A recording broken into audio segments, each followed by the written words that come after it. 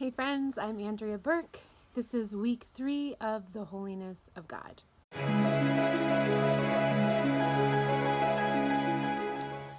I am so glad that you're here. I only have a couple of announcements for you, so I will try to make this quick. Hopefully you had a good week 2 praying together. Tonight it should feel a little more easy to kind of settle into the routine. Leaders, if you have any questions about how your group is functioning, please just reach out and let me know that you're having a problem with that. The main thing I have to tell you is your weekly challenge for this week. This week you're going to be reading about the trauma of holiness, listening to R.C. Sproul's teaching on the trauma of holiness. So here is your weekly challenge. This week I want you to consider some things that you fear. Now maybe you don't think of yourself as a fearful person, which is great, but we all have within us the capacity to fear something. And so maybe that fear is obvious.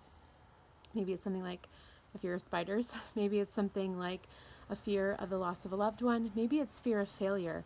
Maybe it's fear of people finding out who you really are, the things that you hide from other people. Whatever those fears are, I want you to take some time and write them out and look at them this week. And then the second part of that is, do you fear those things more than you fear God?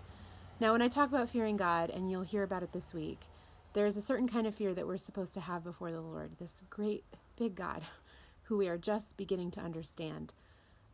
We should have a healthy fear of him and knowing our place and knowing who he is. So do you fear those things that you've listed out more than you fear God? If so, why? Process some of that out. What would it look like if the fear, a healthy fear of God, really affected you? How would your life change? How would that change some of your other fears?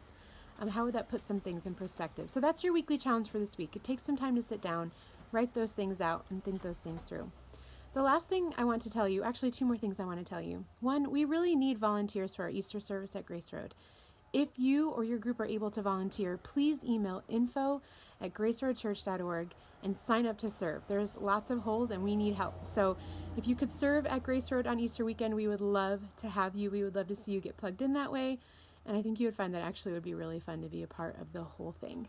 The second thing I want to ask you is please go to the 8:15 service if you can. If you are able, we are trying to get as many as we can to the 8:15 service because we're expecting a lot of people, especially at those second 2 services. So please talk to your family, friends, whomever. Consider going to the 8:15 and then you can go catch brunch or start your party planning or whatever it is after that.